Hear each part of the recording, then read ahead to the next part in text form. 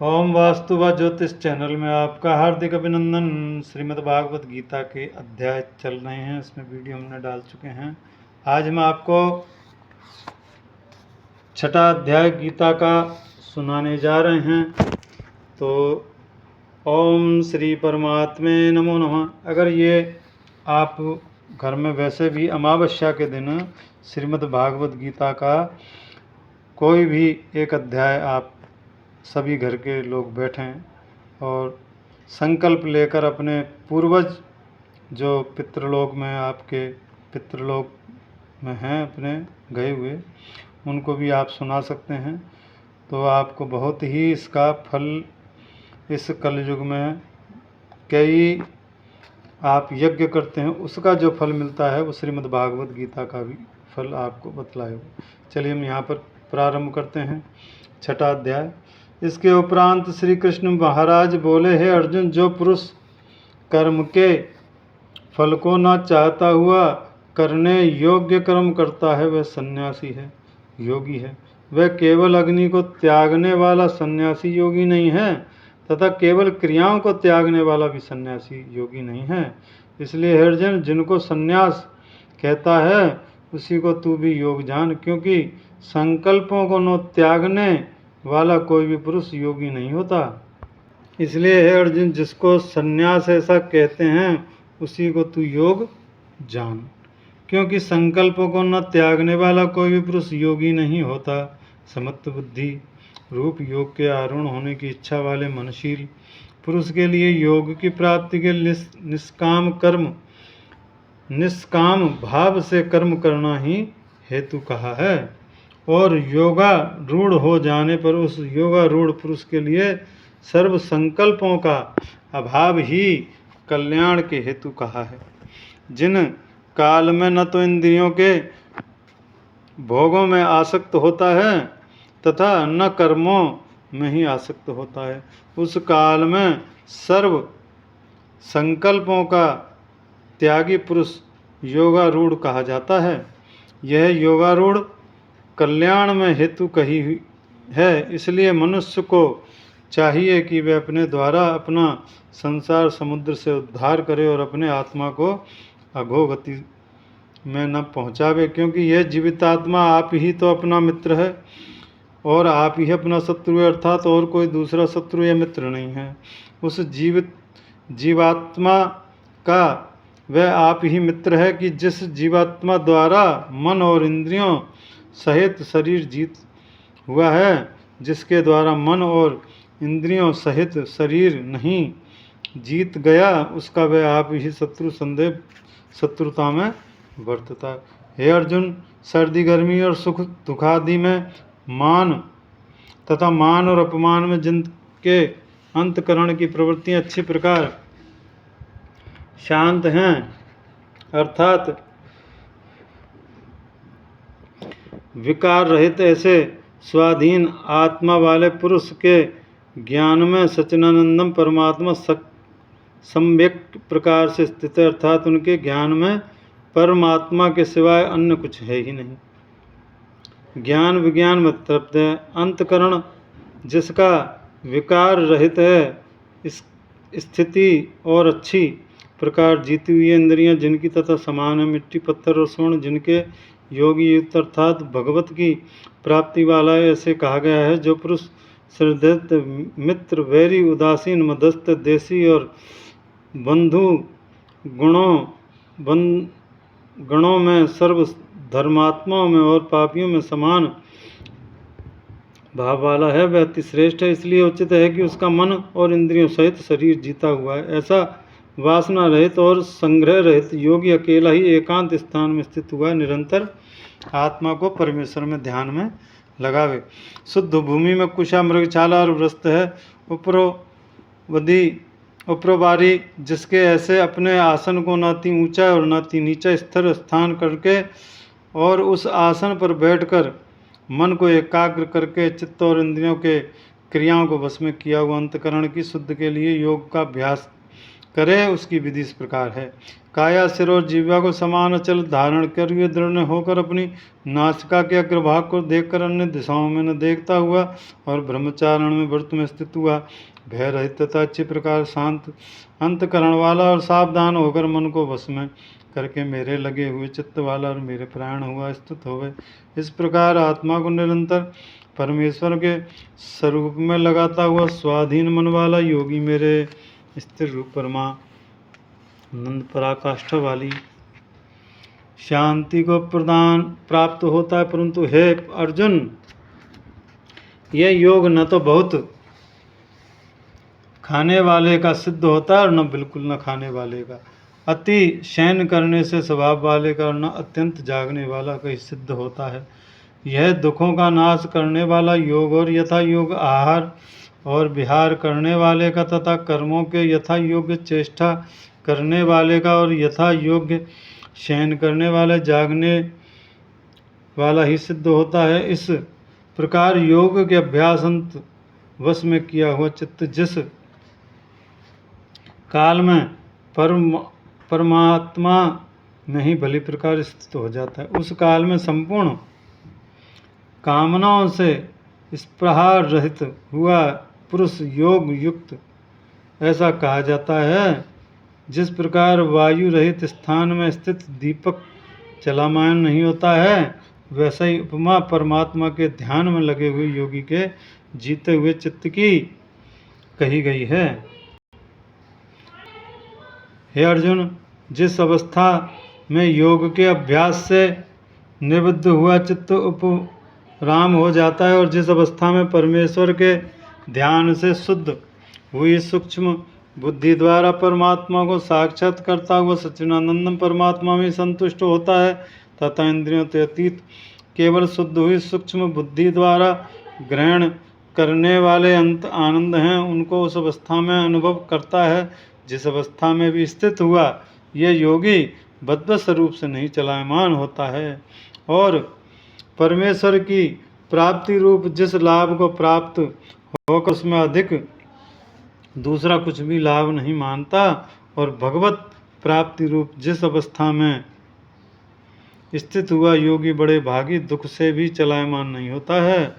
जो दुख रूप संसार के संयोग से रहित है तथा जिनका नाम योग है, उसको जानना चाहिए। वे योग न उकताए हुए चित्त के अर्थात तत्पर हुए चित्त से निश्चित पूर्वक करना कर्तव्य है।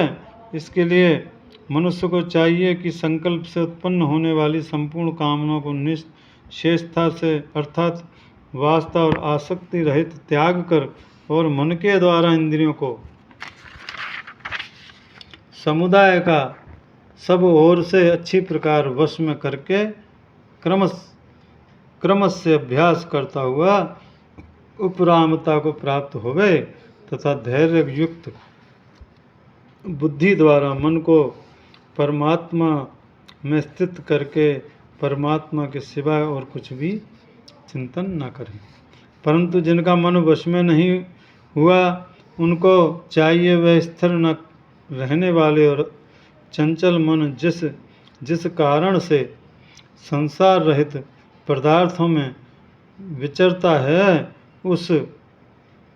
उससे रोककर बारंबार परमात्मा में ही निरोध करे।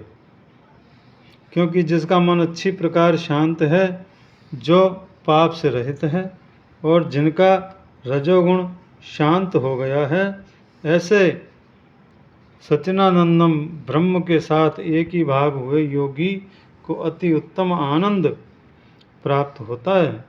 वह पाप रहित योगी इस प्रकार निरंतर आत्मा को परमात्मा में लगाता हुआ सुखपूर्वक पर ब्रह्म परमात्मा की प्राप्ति अनंत आनंद को अनुभव करता है।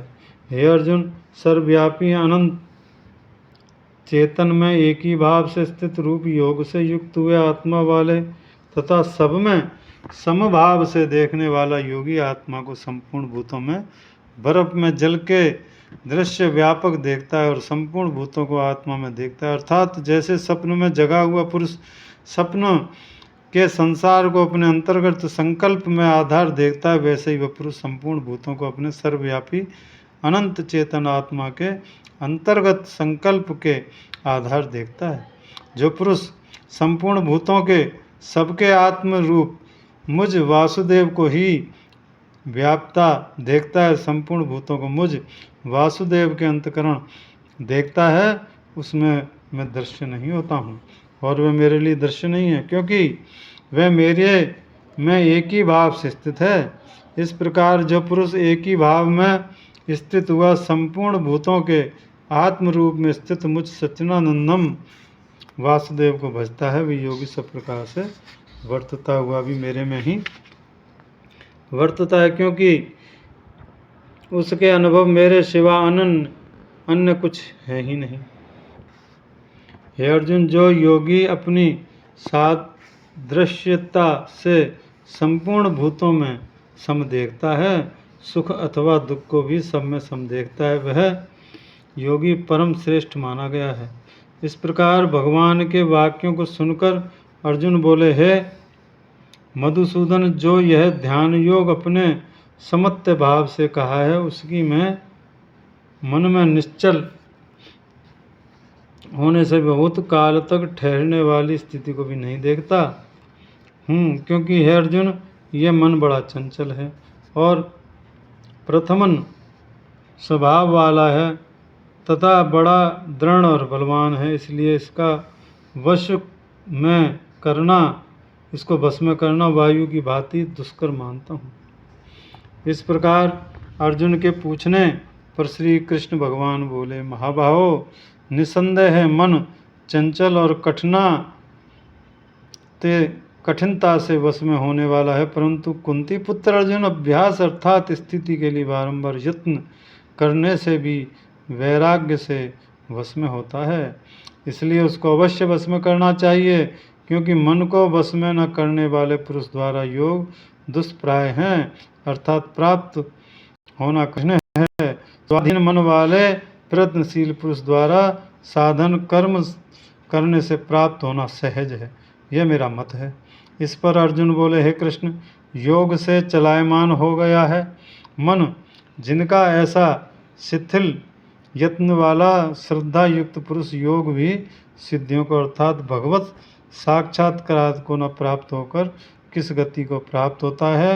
हे महाबाहो, क्या यह भगवत प्राप्ति के मार्ग में मोहित हुआ आश्रय रहित पुरुष छिन्न भिन्न बादल की भांति दोनों ओर से अर्थात भगवत प्राप्ति और सांसारिक भोगों से भ्रष्ट हुआ नष्ट तो नहीं हो जाता? हे कृष्ण, मेरे इस संशय को संपूर्णता से छेदन करने के लिए आप ही योग्य हैं, क्योंकि आपके सिवा दूसरा इस संशय का छेदन करने वाला मिलना संभव ही नहीं है। इस प्रकार अर्जुन के पूछने पर श्री कृष्ण भगवान बोले, हे पार्थ, इस पुरुष का न तो इस लोक में और न परलोक में ही नाश होता, परंतु हे प्यारे, कोई भी शुभ कर्म करने वाला अर्थात भगवत अथ कर्म करने वाला दुर्गति को नहीं प्राप्त होता, परंतु वह योग भ्रष्ट पुरुष पुण्यवान को लोकों का अर्थात स्वर्गादि उत्तम लोकों को प्राप्त होकर उनमें बहुत वर्षों तक वास करके शुद्ध आचरण वाले श्रीमान पुरुषों के घर में जन्म लेता है। अर्थात वैराग्यवान पुरुष उन लोकों में न जाकर ज्ञानवान योगियों में ही कुल में जन्म लेता है। परंतु इस प्रकार जो यह जन्म है, जो संसार में निसंदेह अति दुर्लभ है, वह पुरुष वहाँ पहले शरीर में साधन किए हुए बुद्धि के संयोग अर्थात समत्व बुद्धि योग के संसार को अनायास ही प्राप्त हो जाता है। कुरुनंदन, उसके प्रभाव से फिर अच्छी प्रकार भगवत प्राप्ति निमित्त यत्न करता है। वह विषयों के वश में हुआ भी उस पहले के अभ्यास से ही निसंदेह भगवत की ओर आकर्षित किया जाता है तथा समत्व बुद्धि रूप योग का जिज्ञासु भी वेद में कहे हुए सकाम कर्मों के फल को उल्लंघन कर जाता है, जबकि इस प्रकार मंद प्रयत्न करने वाला योगी भी परम गति को प्राप्त हो जाता है।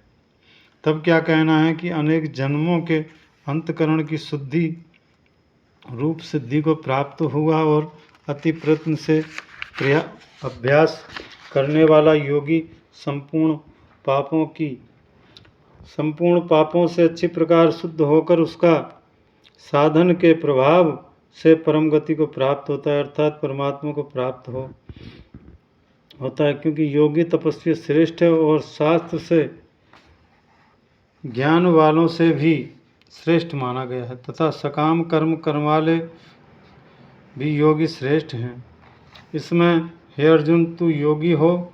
हे प्यारे, संपूर्ण योगियों में भी जो श्रद्धावान योगी मेरे में लगे हुए अंतरात्मा से मेरे को निरंतर भजता है, वह योगी मुझे परम श्रेष्ठ मान्य है।